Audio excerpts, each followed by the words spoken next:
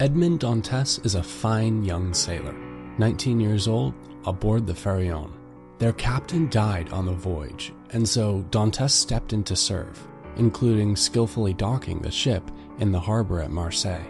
He is glad to be home because he's about to marry his beautiful fiancée, Mercedes Herrera.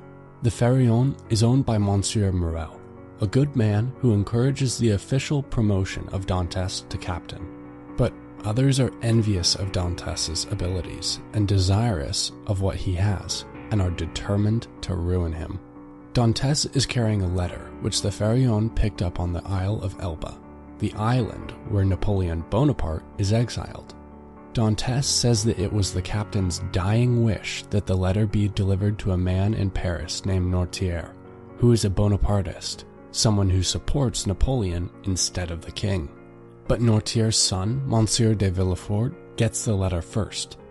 As a prosecuting attorney, Villefort is a powerful man and knows that his father would be imprisoned by the royalists for receiving such a letter.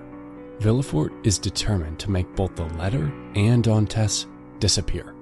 Dantes has gathered with the crew of the Pharaon in a tavern to celebrate being named her captain.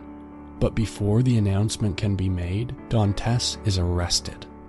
Villefort charges him with treason for possessing a letter from a Bonapartist and orders him to be confined to the notorious, inescapable prison called Chateau d'If. Dantes is locked into a tiny dungeon cell. While he is there, his friend, Monsieur Morel, tries to get him out of prison at great risk to himself. Napoleon is defeated at Waterloo.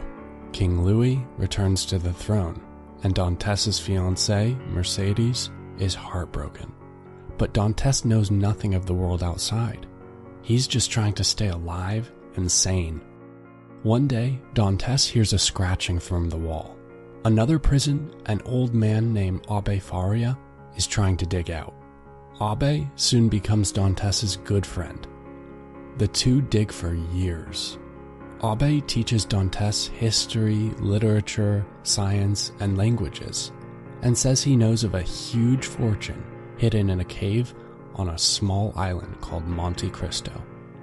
When Abbé dies 14 years after Dantes was arrested, Dantes hides himself in Abbé's heavy burial sack and escapes when it's thrown into the sea.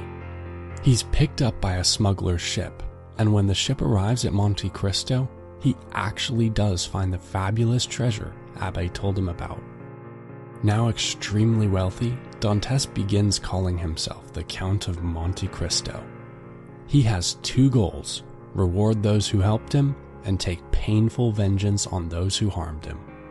He buys his own ship and begins searching out those responsible for putting him in prison.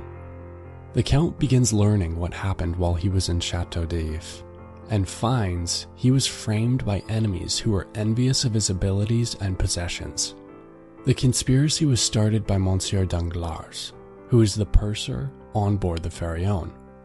Danglars wrote the letter, entirely fake, that Dantes received on the Isle of Elba, and which framed him for treason as a Bonapartist. Danglars has become rich by stealing and embezzling from banks and charities. The second conspirator, the one who actually sent the letter to the Isle of Elba for Dantes to eventually receive, was Fernand Mondego. He was in love with Dantes's fiancée, Mercedes Herrera, and hoped to marry her himself. And eventually, he did. For after Dantes was imprisoned, Mercedes lived with Dantes's aging father and cared for him. But when the father died, she had nowhere to go and had little choice but to marry. Fernand amassed a great fortune out of smuggling, slavery, and other crimes. The third conspirator is Gaspard, who helped write the incriminating letter. He once demanded that Dantes's father immediately pay a debt in full, even though it left the aging man with next to nothing. The final enemy is Monsieur Villefort, whom Dantes now knows had him falsely accused and imprisoned for treason. But now Villefort is Deputy Minister of France, the most powerful law enforcement office in the nation. Villefort is also married and has a daughter, Valentine, a kind and innocent young woman. For Baron Danglars, the Count orders him kidnapped and held until he is forced to spend all the money he stole and is ruined financially. For Fernand Mondego, Mercedes is informed that her husband is actually a traitor and a criminal. She finally leaves him and goes to live peacefully in the home that once belonged to Edmond Dantès' father. When Fernand finds that his wife and son have deserted him, he shoots himself. For Gaspard, who continues to commit robbery and murders for personal gain, and even one night tries to rob the Count's house, the Count reveals his own true identity just as he is killed by an accomplice. The revenge on Villefort is more complex.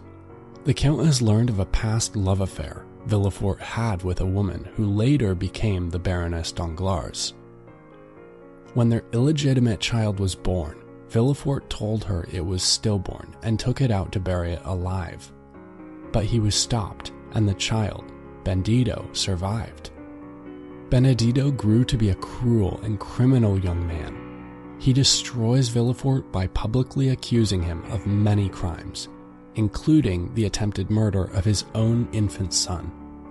Yet the Count of Monte Cristo does not simply take cold revenge on his enemies.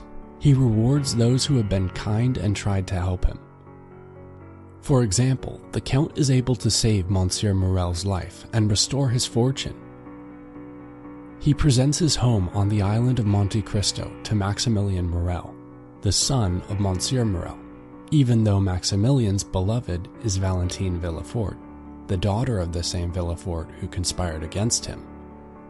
Dantès could have taken revenge on the child of a despised enemy, but instead unselfishly arranges for the happiness of the son of one of his greatest friends.